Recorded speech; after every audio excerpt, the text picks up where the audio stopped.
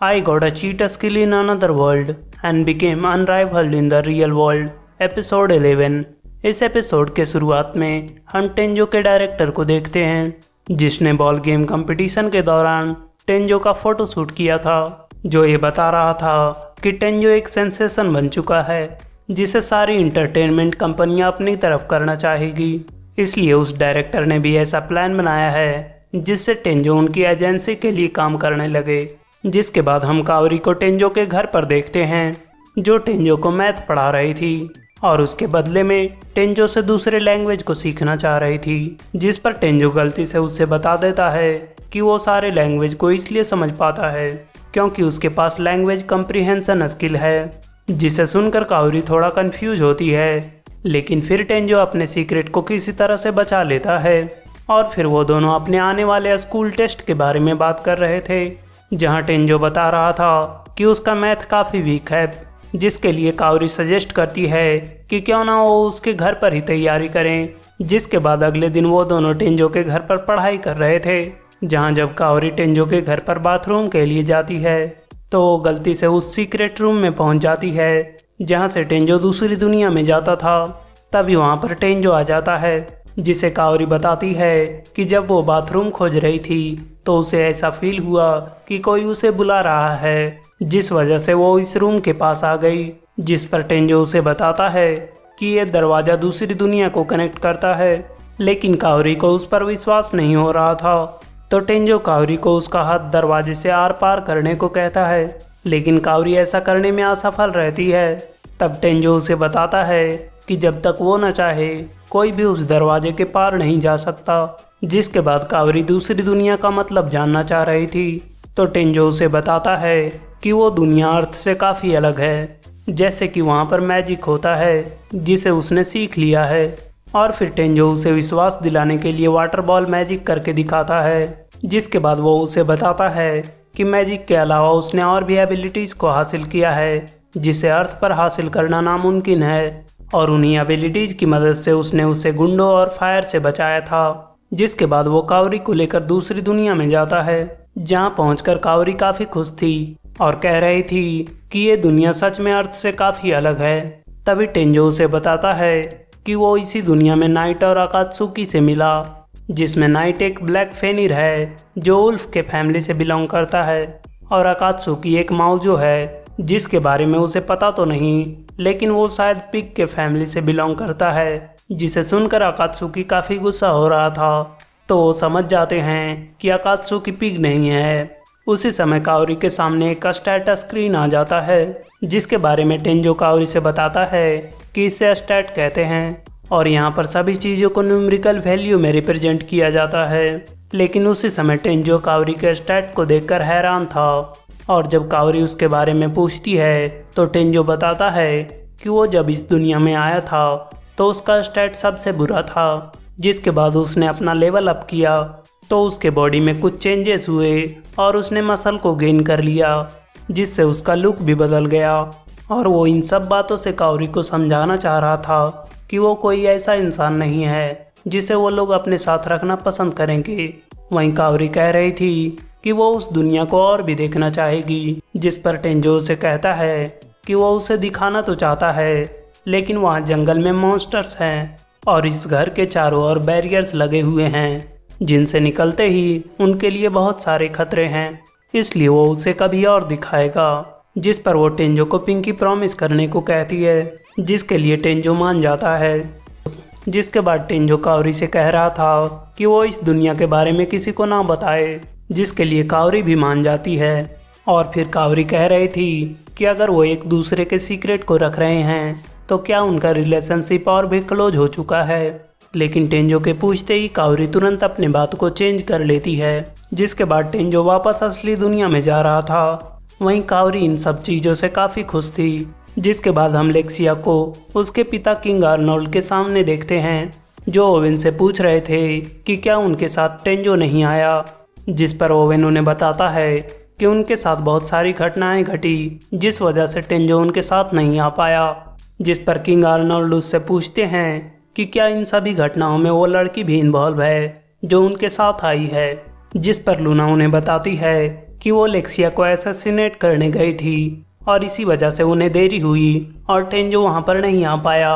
वहीं असैसिनेशन के बारे में सुनते ही किंग आर्नोल्ड गुस्सा होकर कहते हैं कि अगर वो असैसिनेट करने गई थी तो वो अभी तक जिंदा क्यों है, जिस पर लूना का कहना था कि वो भी मरना ही चाहती थी। जिसे सुनते ही किंग आर्नोल्ड लूना को मारने के लिए आगे बढ़ते हैं, लेकिन लूना उनके अटैक को रोक लेती है। जिसे देखकर किंग आर्नोल्ड उससे पूछ रहे थे कि क्या वो उनकी तलवार की खासियत जानती थी, जिस पर लूना उन्हें बताती है कि उनके तलवार को जो भी चीज़ रोकना चाहती है वो उसे और भी आसानी से काट देता है और इसी वजह से उसने उनके हाथ को रोका। लेकिन इसी बीच लेक्सिया आर्नल्ड से गुस्सा होते हुए कहती है कि क्या वो उनके लूना को मारना चाहते हैं, और अगर ऐसा है तो वो उनसे नफरत करती है, जिसके साथ उसी ने लूना को माफ़ करके अपना गार्ड बनाया था। तो क्या वो उसके जजमेंट को भी सही नहीं मानते। वहीं वो सब देखते हैं कि किंग आर्नोल्ड लेक्सिया की बातों को सुनकर शॉक में चले गए थे, जिसके बाद वो लेक्सिया के डिसीजन को मानकर लूना को गार्ड के रूप में नियुक्त कर देते हैं। जिनके जाने के बाद किंग आर्नोल्ड ओवेन से लूना के बारे में पूछ रहे थे, तो ओवेन उन्हें बताता है कि वो डार्क गिल्ड की एक असैसिन है जिसे हेड हंटर भी कहा जाता था। तो वो पूछते हैं कि इन सब से टेंजो का क्या लेना देना है, जिस पर वो उन्हें बताता है कि टेंजो ने ही उसे पकड़ा था। जिसके साथ ही वो गलती से ये भी बता देता है कि लूना और लेक्सिया टेंजो के घर पर रात भर रुके थे। जिसे सुनते ही किंग आर्नोल्ड बहुत गुस्सा हो जाते हैं और अपने तलवार से अपने चेयर को काट देते हैं। जिसके बाद वो टेंजो को मारने का सोच रहे थे, तो ओवेन उन्हें समझाने के लिए कहता है कि उनके बीच में शायद कुछ नहीं हुआ होगा। जिसे सुनकर किंग आर्नोल्ड और भी ज़्यादा गुस्सा हो जाते हैं। जिसके बाद हम एक असैसिन को देखते हैं जो अपने बॉस को बता रहा था कि कैसे लूना लेक्सिया को मारने में नाकामयाब रही और पकड़े जाने के बाद वो उसकी गार्ड बन गई। जिसके साथ ही वो ये भी बताता है कि टेंजो ने लूना को पकड़वाया और उसे रॉयल पैलेस में इनवाइट किया गया है। जिस पर हमें उसके बॉस से पता चलता है कि वो कोई और नहीं बल्कि किंग आर्नल्ड का बेटा ही है, जो कह रहा था कि एक दिन तो उसे राजा बनना ही है, लेकिन वो अपने टाइम को स्पीड कर रहा है। इसलिए वो उस असैसिन को अपने सीक्रेट वेपन को यूज करने की इजाज़त दे देता है, जो कि एक मैजिकल बैरियर है, जिसे एक्टिवेट करते ही उसके आसपास के लोग जादू का यूज नहीं कर पाएंगे। और ऐसा करने से किंग आर्नल्ड के गार्ड किसी काम के नहीं रहेंगे और उनसे लड़ने के लिए कुछ ही लोग बचेंगे। इसलिए वो अपने असैसिन को ऑर्डर देता है कि वो उन्हें मार दे। जिसके साथ ही अगर उनका प्लान फेल होता है तो वो सारा ब्लेम टेंजो पर डालकर उसे मार दें।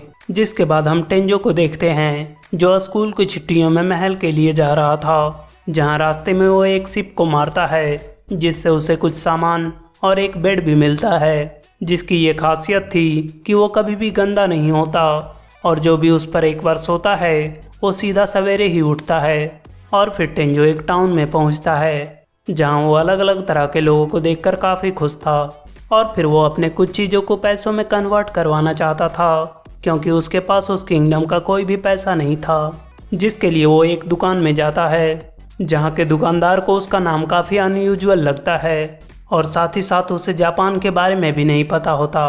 तो टेंजो उसे झूठ कह देता है कि वो ईस्ट का एक आइलैंड है, जिससे उस दुकानदार को लग रहा था कि टेंजो एक नोबल है जो अपने आइडेंटिटी को छुपाना चाहता है। लेकिन जब टेंजो सामान निकालने के लिए अपने आइटम बॉक्स को खोलता है तो उसे देखकर दुकानदार काफ़ी हैरान हो जाता है और फिर टेंजो कुछ मसालों को एक्सचेंज करवाना चाह रहा था, जिसे देखकर वो दुकानदार कहता है कि उसने इतनी ज़्यादा हाई क्वालिटी के मसाले कभी नहीं देखे और वो उसके बदले में टेंजो को 100 गोल्ड कॉइन ऑफर करता है। जिस पर टेंजो उनसे पूछता है कि उसका वैल्यू क्या होगा। तो वो दुकानदार बता रहा था कि 5 गोल्ड कॉइन की मदद से 4 लोगों की फैमिली का 1 साल तक गुजारा हो सकता है, जिसका मतलब है कि उसके लिए 100 कॉइन्स काफ़ी होंगे।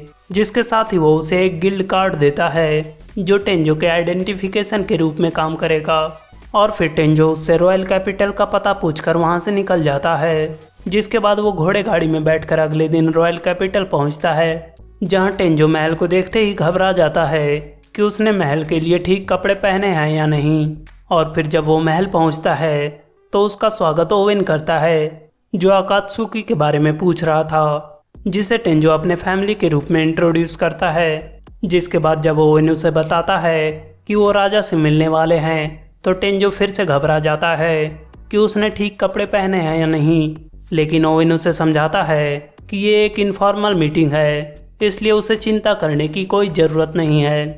और फिर वो सब किंग आर्नल्ड के सामने होते हैं जहाँ लेक्सिया और लूना भी प्रेजेंट थी। वहीं किंग आर्नल्ड टेंजो से काफ़ी गुस्सा थे और उससे बहुत सारे सवाल पूछने लगते हैं, जैसे कि क्या उसने उनकी बेटी को बचाया और क्या उनकी बेटी ने उसे मैरिज के लिए प्रपोज किया। जिसके साथ ही वो गुस्से से कह रहे थे कि उसने उनकी बेटी को सीडियोस करने की हिम्मत कैसे की, जिससे टेंजो काफ़ी घबरा जाता है। लेकिन ओवेन किसी तरह से किंग आर्नल्ड को शांत करता है, जिसके बाद वो इस बात से नाराज थे कि टेंजो ने उनकी बेटी के लिए कोई गिफ्ट नहीं लाया।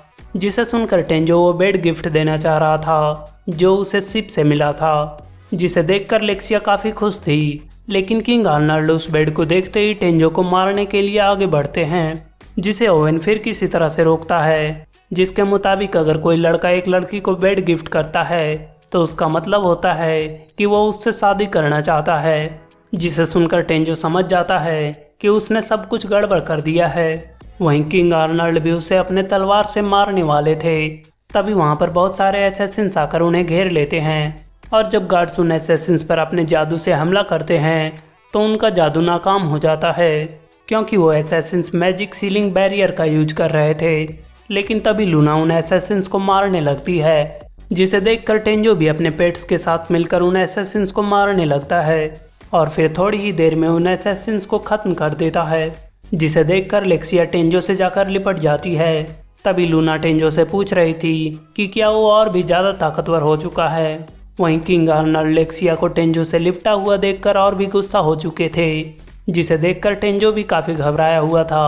और यहीं पर यह एपिसोड खत्म होता है। तो मिलते हैं नेक्स्ट एपिसोड में। तब तक के लिए like share comment and subscribe to my channel. Thank you.